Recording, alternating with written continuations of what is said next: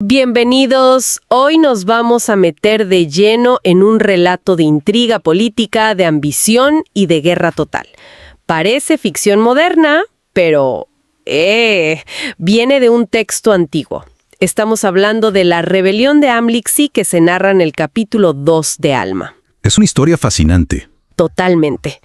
El material que tenemos resume este capítulo y detalla básicamente un intento de golpe de Estado, un esfuerzo por derrocar un gobierno que se basa en la voz del pueblo para, reinstaurar una monarquía. Y es clave el contexto, ¿no? Porque este cambio a un sistema de jueces es muy reciente. Claro. La gente todavía recordaba lo que era un rey. Para muchos esta idea nueva de la voz del pueblo podía sonar a desorden, a inestabilidad. A caos, quizás. Exacto. Amlichik no está vendiendo algo radicalmente nuevo, sino una vuelta a un orden que ya conocían. Y esa nostalgia por la mano dura, siempre es muy poderosa para un sector. A ver, entonces, empecemos por el personaje central de todo este drama, Amlichik. El texto lo describe como un hombre muy astuto. Y también influyente. Y influyente, sí. Con una ambición que, se le salía por los poros. Y su plan no tenía nada de sutil. Para nada. Iba directo al grano. Quería abolir el sistema de jueces y... coronarse rey. Así de simple. No hablaba de reformas, no proponía cambios graduales. Quería el poder absoluto para él y punto. Y lo clave aquí no es solo su ambición, sino su manual de estrategia, por decirlo así.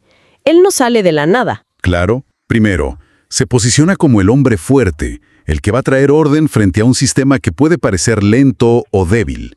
Y segundo, que es fundamental, explota las divisiones que ya existen. El texto dice que atrajo a muchos. Exacto. O sea, él no creó el descontento de la nada, lo capitalizó. Es una táctica clásica. Encuentras una grieta en la sociedad y metes una cuña hasta partirla. Claro, no convence a la gente con argumentos nuevos. Les ofrece una solución simple a problemas que ellos ya sienten que son complejos. Algo como, no más debates, no más comités, solo un líder fuerte. Suena conocido, ¿no? Él vende certeza en una época de incertidumbre. Y consigue un apoyo considerable. No es un movimiento marginal, para nada. Es una fuerza política con poder real. Y ese desafío se presenta de manera formal. El sistema, en su primera gran prueba, responde según las reglas. Se convoca una votación general. Se le da al pueblo la oportunidad de decidir. Exacto. ¿Quieren un rey o prefieren mantener su sistema de jueces? La participación es masiva y el resultado es clarísimo. La mayoría vota en contra de Amlixi. La voz del pueblo se inclina por la libertad. Entonces, el sistema funciona. Se vota, Amlixi pierde. Fin de la historia. Parecería, ¿verdad? Pero aquí es donde la cosa se pone realmente seria. ¿Qué nos dice de un líder que su primer movimiento tras perder una elección sea ignorar por completo el resultado? Pues nos dice que nunca creyó en el sistema para empezar.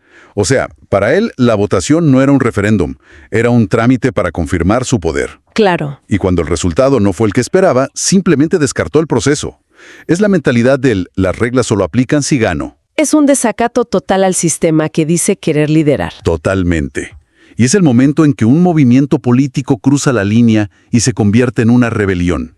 No es solo que no esté de acuerdo, es que está declarando que la voluntad de la mayoría no tiene valor si no coincide con la suya. Y la respuesta de sus seguidores es inmediata. No hay un periodo de reflexión, no hay vamos a reorganizarnos para la próxima. No. Nada de eso. Lo que hacen es reunirse y consagrarlo rey de su propia facción. Un acto de abierta sedición. Pensemos en eso un segundo. Están creando una realidad paralela. Cierto. En el mundo de ellos, él es el rey legítimo y el gobierno oficial es el usurpador. Y una vez que das ese paso mental, la violencia se vuelve no solo una opción, sino un paso lógico. Y es justo lo que pasa. Dejan de ser un partido de oposición para convertirse en un ejército rebelde. Y no pierden el tiempo. Lanzan un ataque directo contra sus propios compatriotas. Esto ya no es política. Es el inicio de la primera guerra civil nefita. Y en medio de todo este caos, la responsabilidad recae en una sola figura. Alma, el juez superior. Exacto. Y su papel es fascinante. Él es la máxima autoridad civil. Su trabajo es interpretar la ley, defenderla. Pero de repente la amenaza no es un caso legal. Es un ejército. Es un ejército marchando contra la capital. Así que se ve forzado a asumir un segundo rol, el de comandante en jefe. El texto es claro. Él mismo dirige al ejército. ¿Y qué implicaciones tiene eso? ¿Que el guardián de la ley tenga que empuñar una espada para defenderla? Implica que el sistema está en un punto de quiebre existencial. La ley ya no se puede defender con argumentos en un tribunal. Hay que defenderla con la fuerza en el campo de batalla. Es una situación terrible. Es una tragedia. Alma, cuyo poder se basa en la ley y en la voz del pueblo, ahora tiene que liderar un ejército para matar a una parte de ese mismo pueblo. Y esa tragedia se materializa en la primera gran batalla, cerca del río Sidón. El texto no suaviza nada la brutalidad del enfrentamiento. Habla de miles de muertos. Es una carnicería. Una carnicería. Y Alma no dirige desde la retaguarda, ¿eh? Está en el frente, luchando personalmente. Y al final de un día sangriento, los nefitas logran hacer retroceder a los amlicitas. Consiguen una victoria, sí. Pero es una victoria precaria. Totalmente. Y te preguntas, ¿qué pasa por la mente de Amblici en ese momento? ¿Se rinde? ¿Se reagrupa? Pues no. Hace algo que nadie, creo que ni Alma, podría haber anticipado. Exacto. Una derrota podría haber terminado la rebelión, pero en su huida, el ejército de Amblici se topa con un ejército lamanita que avanzaba por la zona. Y recordemos, los lamanitas son el enemigo histórico, la amenaza externa por definición. y aquí ocurre lo impensable. En lugar de una confrontación, Hay una alianza. una alianza. Los amlicitas, recién derrotados por su propio pueblo, se unen a los enemigos de su pueblo. Es la traición definitiva. Y esto eleva a la crisis a un nivel completamente nuevo. Totalmente. La amenaza se ha duplicado o incluso triplicado en gravedad. Ya no es solo una guerra civil, ahora es una guerra civil combinada con una invasión extranjera. Es una de las ideas centrales del texto, ¿no? La división interna como la mayor vulnerabilidad. Ese es el punto. Es la grieta por la que se cuela el enemigo exterior. Los amlicitas, en su sed de poder, están dispuestos a quemar el país entero con tal de gobernar sobre las cenizas. Ya no es una lealtad a la nación ni a su gente. La única lealtad es a su líder y a su causa. Y con este nuevo y masivo ejército cambian de objetivo.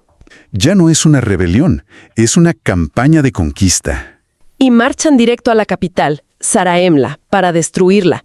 El objetivo es la aniquilación. No quieren tomar el poder, quieren borrar del mapa a quienes se les opusieron. La ideología ha sido consumida por el odio. Así que tenemos todos los elementos para la tormenta perfecta. Una nación dividida, un ejército invasor masivo y dos líderes destinados a enfrentarse. Cuesta imaginar un escenario de mayor tensión. Y todo vuelve a converger en el mismo lugar, el río Sidón, para la batalla final. Pero esta vez la escala es mucho mayor. Mucho mayor. Los nefitas están agotados por la primera batalla y ahora se enfrentan a una fuerza combinada, fresca y, pues, mucho más numerosa. La situación es desesperada. Y en medio de todo ese caos, llegamos al duelo inevitable. Alma contra Amlixi, cara a cara. Es un momento casi cinematográfico. Sí, no son solo dos soldados. Son la encarnación de las dos visiones del mundo que están en guerra. Por un lado Alma, defendiendo la ley y la libertad. Por el otro, Amlixi, luchando por el poder absoluto. Y es interesante el simbolismo de que el conflicto se reduzca a un combate singular. Como si el destino de la batalla se decidiera a través de sus campeones. Y el relato dice que Alma, fortalecido por una oración, logra herir mortalmente a Amlixi. Uno pensaría que con la caída del Lide el ejército se desmoronaría. Claro, le cortas la cabeza a la serpiente y el cuerpo muere. Pero no es tan simple. No, porque la batalla ya tiene su propia inercia. El odio y el fervor que Amlixi encendió no se apagan con su muerte. El ejército combinado sigue luchando con una furia increíble. La muerte de Amlixi es un punto de inflexión, sí, pero no el final. Los nefitas tienen que seguir resistiendo una embestida terrible, y lo hacen con una dificultad enorme. Solo después de un esfuerzo sobrehumano logran finalmente detenerlos. La victoria llega, pero ¿a qué costo? El texto es muy gráfico. Describe miles de cadáveres siendo arrastrados por el río. Es una imagen desoladora. Es lo que se conoce como una victoria pírrica. Ganas la batalla, pero las pérdidas son tan devastadoras que la victoria se siente casi como una derrota. Sí. El sistema de jueces sobrevive, la nación se salva, pero la sociedad queda profundamente herida. El número de muertos es inmenso, y la cicatriz psicológica de luchar contra tus propios vecinos, eso no se cura fácil. Entonces, ¿qué nos queda al final de todo esto? Si juntamos las piezas, la primera lección parece ser que un sistema basado en la libertad no se sostiene solo por ser una buena idea. Aquí tuvo que ser defendido con sangre. Con sangre. Y eso nos lleva a la segunda lección, que es una advertencia brutal sobre la ambición política sin límites. La ambición de Amlik no solo lo destruyó a él, sino que arrastró a miles a la muerte y casi destruyó su civilización. Demuestra que la búsqueda de poder, por el poder mismo, es una fuerza increíblemente destructiva. Y la tercera, que quizá es la que más resuena, es que la división interna es el verdadero talón de Aquiles de cualquier nación. La amenaza a la manita siempre estuvo ahí, pero Solo se volvió existencial cuando una facción interna les abrió la puerta. ese es el punto central. La traición interna fue el catalizador. El texto parece decirnos que el enemigo más peligroso no es el que está fuera de tus murallas, sino el que está dispuesto a derribarlas desde adentro. El precio de preservar esa libertad fue altísimo. Trágicamente, fue un precio que tuvieron que pagar. Hemos visto cómo un conflicto que empezó con discursos y una votación escaló a una guerra civil y a una invasión, salvada en el último instante, pero dejando una estela de destrucción inmensa. Un costo terrible. El texto concluye con la supervivencia de los nefitas y su sistema de gobierno.